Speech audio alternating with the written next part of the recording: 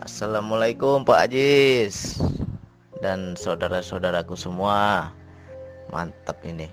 Kalau pengalaman hidup ini kan enak. Daripada kita copas-copas, copy paste, mending kita berbagilah pengalaman hidup. Jadi saling berbagi pengalaman, ya kan? Mengapa ketika kita tidak kenal DN, kita tidak ke Allah, rezeki lancar ya, aman-aman aja kan.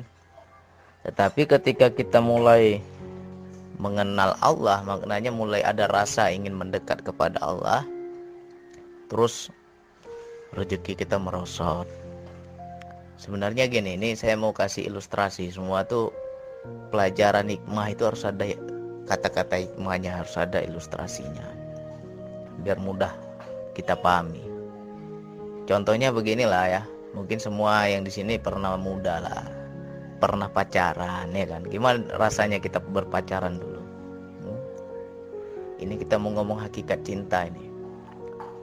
Kalau kita masih ada pacar terus kita mau jadian lagi sama cewek yang baru, pasti marah dia kalau tahu kita masih ada pacar yang lama. Pasti dia bilang, selesaikan dulu urusanmu sama pacarmu itu, putus dia, lepas dia, baru kamu betul-betul sama saya. Itu maknanya siapapun orang tidak mau diduakan, ya kan? Apalagi Allah itu Tuhan yang esa. Dia sudah bilang, akulah Tuhanmu, akulah yang esa. Jangan duakan Allah dengan dunia. Nah, jadi bagaimana caranya? Ya Allah, lepas dulu rasa cinta kita kepada dunia. Benar ya Allah, aku ingin dekat padamu ya Allah, aku ingin benar-benar bertakwa padamu ya Allah, aku cinta padamu ya Allah. Palsu cintamu itu, kata Allah, ya kan? Kenapa Allah bilang palsu? Nyatanya kita langsung dikasih ujian. Disitulah pembuktian cinta kita kepada Allah. Apa yang kita miliki diambil semua. Mungkin gaji belasan juta, puluhan juta diambil, akhirnya nggak ada duit, ya kan? Biasanya kita beruang, berduit, tiba-tiba susah, kita ngutang-ngutang. Saya pernah rasakan itu. Selama ini aku maksiat jalan ya Allah, tapi kok rezekiku lancar ya. Jangan salah, orang yang masih bermaksiat ketika rezekinya lancar itu namanya istidraj. Sengaja Allah memberi dia rezeki terus, kasih terus, kasih terus, kasih terus, tapi untuk tambah jauh. Hati-hati kalau kita gampang mendapatkan rezeki tetapi kita nggak gunakan di jalan Allah, nggak gunakan pada semestinya, itu istidraj. Itu yang dibilang ilham pujur. Allah menyesatkan kita secara halus. Jadi jangan kita bandingkan dulu enak uang banyak, sekarang uang sedikit. Ya justru yang sedikit inilah yang benar. Coba ingat-ingatlah, dulu uang banyak dengan sekarang uang sedikit, mana yang lebih dekat kepada Allah? Jadi rata-rata pasti seperti itu. Seperti ayat yang tadi, jangan kau mengatakan telah beriman, ya kan, sebelum kami uji. Kemiskinan, harta benda, apalagi kekurangan jiwa, kekurangan buah-buahan, kelaparan. Pernah nggak kita merasa kelaparan? Kalau belum pernah merasa kelaparan ya belum diuji tuh. Saya pernah merasakan kelaparan sampai nggak ada lagi lauk, mau beli telur aja satu butir pun nggak ada. Akhirnya apa? Saya dan istri makan pakai bawang merah, cuma diiris-iris saja bawang merah. Hari gini nggak bisa makan, ya kan? Kelewatan kali hari gini nggak bisa makan kan. Tapi begitulah kalau Allah sudah berkehendak. Nah, dulu biasanya banyak uang makan pizza gitu. Sekarang makan telur dadar, nikmatnya luar biasa itu. Makanya kenapa saya jadi suka telur dadar, ya itu rahmat Allah tadi itu, ya kan? Allah kenalkan itu kenikmatan yang ketika kita susah itu nikmatnya luar biasa, Memang di awalnya kita mengeluh, pasti semua orang mengeluh. Nggak ada lah dibilang aku nggak ada duit tenang-tenang aja.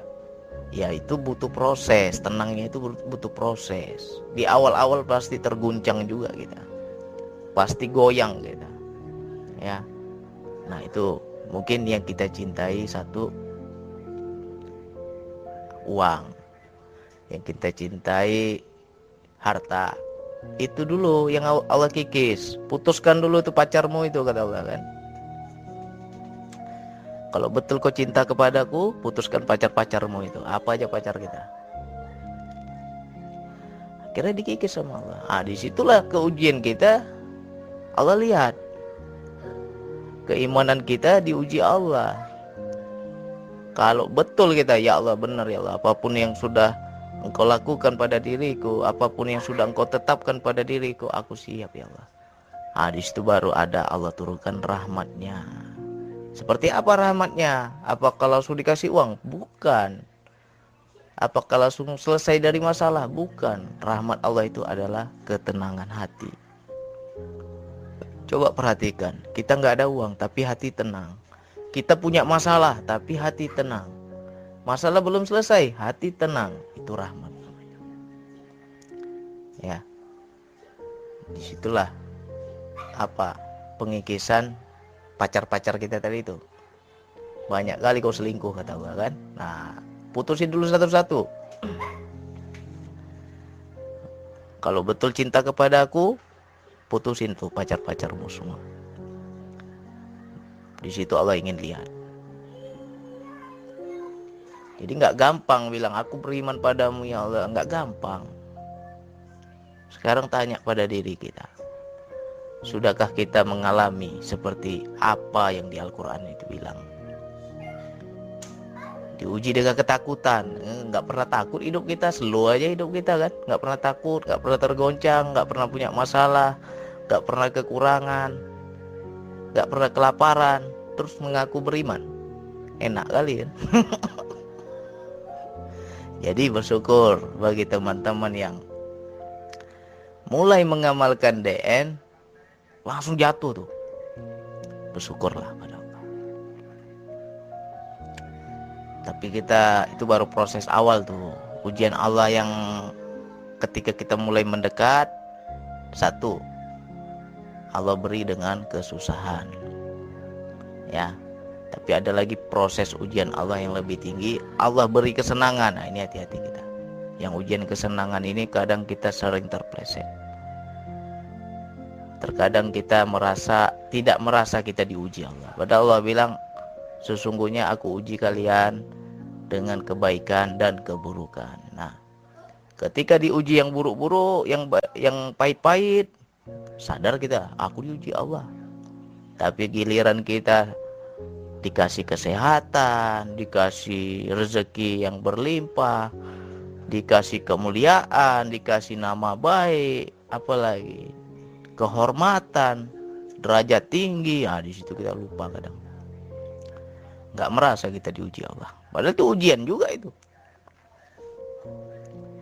Nah, jadi ya haruslah kita intinya sesuatu. Makanya dalam hidup ini jangan terlalu cinta lah, apapun. Masa sih bang sama anak sama istri nggak boleh terlalu cinta? Nggak boleh, diambil nanti sama Allah. Hati-hati. Terlalu cinta sama istri diambil. Terlalu cinta sama anak diambil. Terlalu cinta sama harta diambil. Terlalu bangga dengan kesehatan kita, kesehatan diambil, ya kan? Hati-hatilah. Kadang ketika sehat kita merasa gagah, merasa kuat, merasa bisa, akhirnya dikasih sakit, lemah kita. Banyak begitu kan? Sudah sakit, sudah stroke, baru di situ aku tak berdaya ya Allah, aku lemah ya Allah. Tapi ketika dulu sehat, macam-macam kita buat kan. Nah, jadi ya memang ngeri lah kalau wilayah ujian ini, ngeri. Kita pelajari lagi, ada tuh di ayat yang lain, lupa saya ayatnya. Sampai para nabi dan orang-orang beriman bersama mereka bertanya kepada Allah, ya Allah, kapankah datang ujian pertolonganmu ya Allah? Kapankah pertolonganmu datang ya Allah? Itu kan kalau kita logikakan, kita maknakan itu. Sekelas nabi aja nanya, kapan pertolongan Allah datang? Kurang apa imannya nabi? Kurang apa imannya rasul? Ya, kurang apa mereka dekat kepada Allah? Tapi mengapa mereka juga bertanya, kapan datang pertolongan Allah?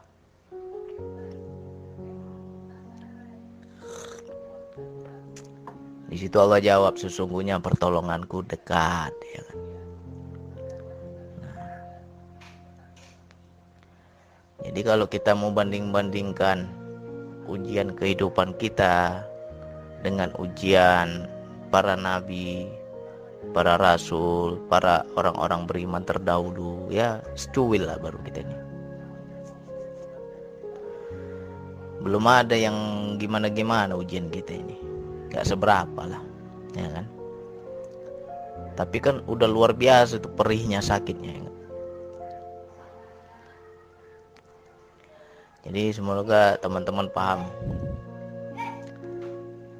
Coba kalau betul kita mencintai Allah, lepaskan itu. Pacar-pacar kita di dunia ini lepaskan.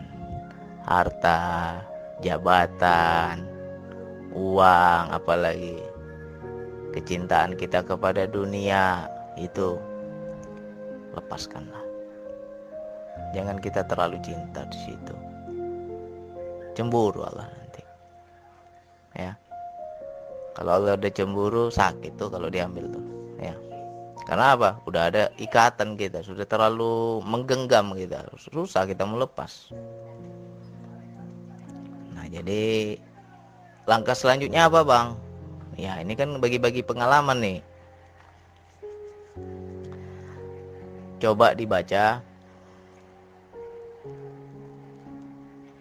Ketika Allah memberi ujian hidup, ketika Allah memberikan kesulitan, kepahitan, coba baca. Di situ pasti ada hikmah, pasti ada perintah, pasti ada kehendak Allah itu hendak menjadikan kita apa. Bacalah, ya. Saya aja dulu mengamalkan DN ini, kalau nggak salah baru 2 minggu kalau nggak salah. Baru 2 minggu saya kenal DN itu saya langsung di PHK itu. Langsung alasan perusahaan pengurangan karyawan. Lagi lagi mabuk-mabuknya saya DN itu kan, lagi seneng-senengnya. DN tiap hari langsung PHK. Kontan langsung. Goyang nggak? Ya goyang lah. Mungkin kita kuat, tapi kan tarikan dari sekeliling ini kan nggak kuat juga. Kadang istri nggak sefrekuensi dengan kita, kaget lah dia, ya kan? Nah kalau kita mungkin sabar, istri nggak sabar, akhirnya berimbas juga pada diri kita, goyang juga kita jadinya. Nah jadi itu ujian lah untuk kita kan. Intinya kita harus yakin, harus percaya bahwa ujian yang Allah berikan itu tidak di luar batas kemampuan kita. Kalau mampu kita cuma mampu angkat beban 5 kilo, otomatis Allah kasih ujian yang 5 kilo. Ya. Memang kita awalnya kaget. Nah, dengan kedewasaan kita, spiritual kita, keimanan kita, keilmuan kita, langsung tiba-tiba Allah langsung kasih 30 kilo atau 50 kilo. Oh ya, di situ sampai tersungkur kita kan, saking beratnya kan. Jangan kita bilang kok aku makin dekat pada Allah kok makin berat ujiannya, jangan. Mindset kita nggak boleh di situ. Jadi kita harus sadari bahwa ketika Allah memberi ujian yang lebih berat, dari sebelumnya, berarti hari ini saya sudah mampu mengangkat beban itu. Di situ rumusnya. Kalau hari ini dikasih ujian 50 kilo, berarti kemampuanku 50 kilo. Berarti aku sanggup. Sehingga kita nggak takut, sehingga kita tenang, sehingga kita nggak prasangka buruk pada Allah.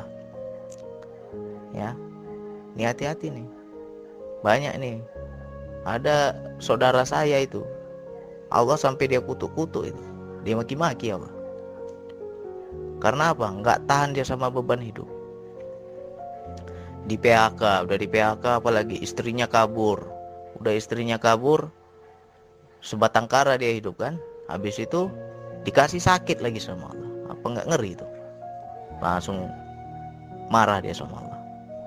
Percuma tiap hari aku nunggang-nungging sholat, percuma tiap hari aku sembah engkau, tak ada kebahagiaan hidup aku, katanya.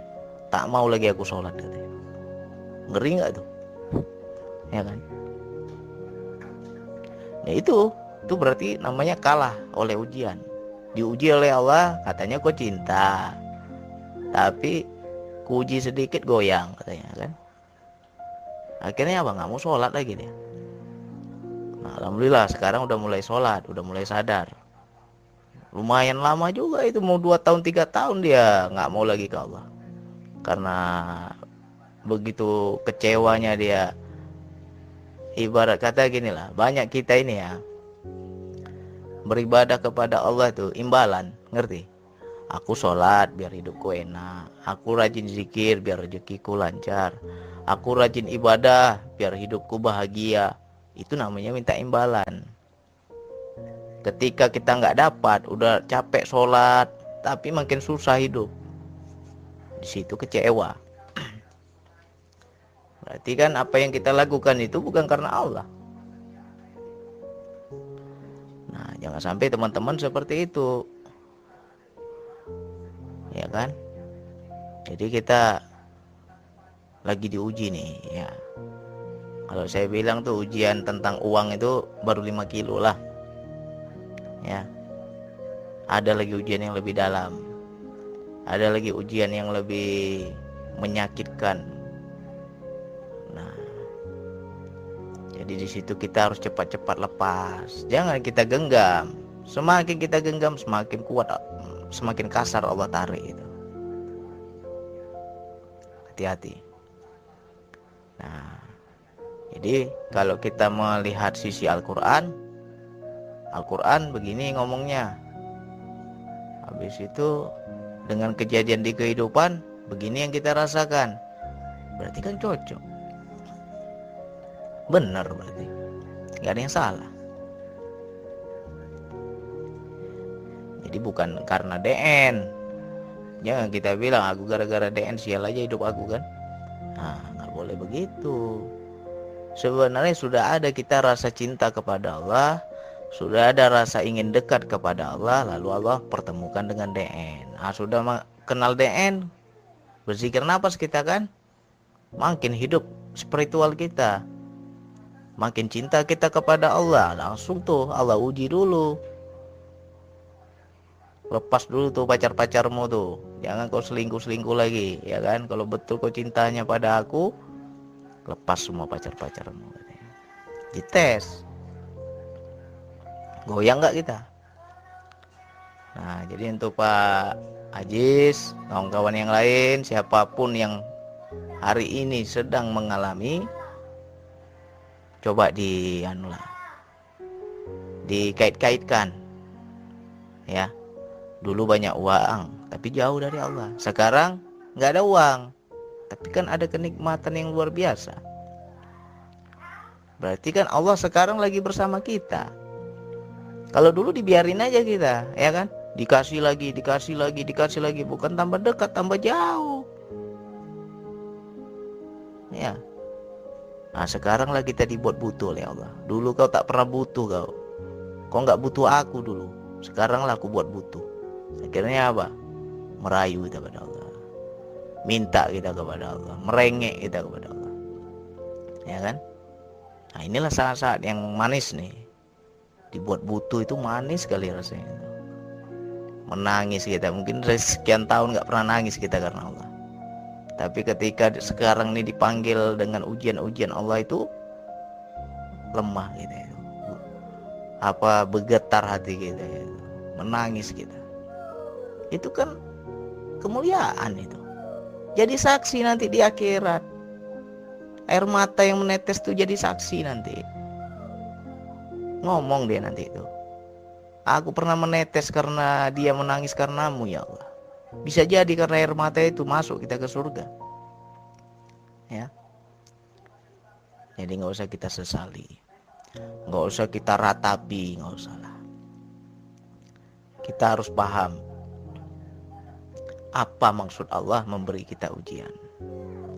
Apa maksud Allah menyulitkan hidup kita. Apa maksud Allah mengikis semua kecintaan kita pada dunia. Itu yang harus kita pahami dulu. Nah, semoga jawaban ini bisa masuklah ke hati kawan-kawan semua. Siapapun yang saat ini sedang mengalami, jangan goyang ya. Berapapun yang Allah kasih berarti kita mampu. Dikasih yang kecil dulu 5 kilo, berarti kita kuat mengangkat 5 kilo. Dikasih 50 kilo, berarti kita kuat mengangkat 50 kilo. Dikasih 200 kilo, berarti kita kuat. Sudah janji Allah, ngapain kita takut? Nah, semoga jangan salah tafsir, jangan salah prasangka. Allah itu sedang panggil kita. Ibarat kata anak kecil, sini nak. Ya, sini nak, dekatlah nak. Ya. Contohnya ginilah, ilustrasi yang satu lagi ya. Mungkin pernah kita waktu anak kita masih kecil, kita sering nakut-nakutin anak kita. Lihat tuh sana ada hantu. Akhirnya anak kita takut, nangis, langsung peluk kita kuat-kuat. Pernah nggak seperti itu? Kita bukannya malah ketawa, kita malah senang kita dipeluk sama anak kita kuat-kuat karena dia takut tadi itu. Begitu juga Allah. Allah itu kasih kita ketakutan dalam hidup itu biar kita datang peluk Allah itu. Mendekat kita pada Allah. Masuklah kita dalam naungan Allah. Begitu maksud Allah itu.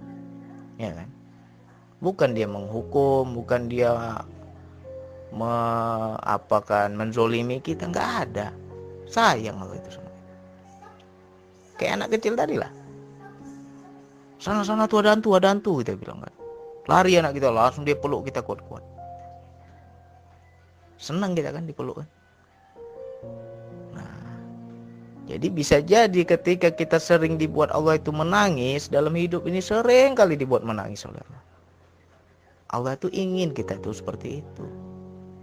Ingin dekat kepada Allah, ingin merangkul Allah, pokoknya kita berkeluh kesah pada Allah.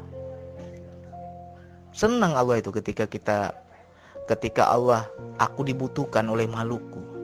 Mereka merasa membutuhkan aku, senang Allah itu. Apa yang Allah nggak kasih kalau Allah udah senang? Ya kan? Jadi mungkin kita selama ini nggak pernah minta. Aku nggak butuh Allah kok. Aku bisa sendiri. Aku bisa ini, aku bisa itu. Aku nggak pernah butuh Allah. Nah sekarang rasanya dibuat butuh. Senang Allah tuh. Dia ingin menunjukkan kuasanya. Aku yang maha kuasa, aku yang maha bisa. Mintalah sama aku katanya.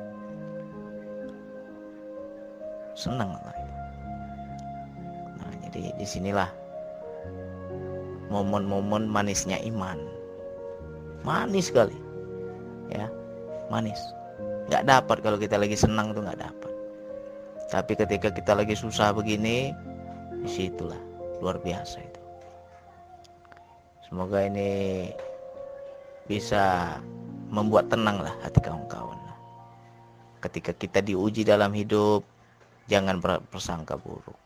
Pasti ada hikmah, pasti ada makna, pasti ada kehendak Allah agar kita jadi apa. Ya. Yang penting kita betul-betul cinta ya Allah padamu ya Allah, betul aku cinta ya Allah, lepas semua itu. Jangan main-main kalau udah cinta kepada Allah itu. Jadi tolong ini diulang-ulang ini. Ini bukan saya lagi yang ngomong ini, tolong diulang-ulang. Diulang-ulang lagi. Resapi lagi. Ya. Video audio ini diulang-ulang lagi. Semoga paham lah kita. Sekian dari saya. Wassalamualaikum warahmatullahi wabarakatuh.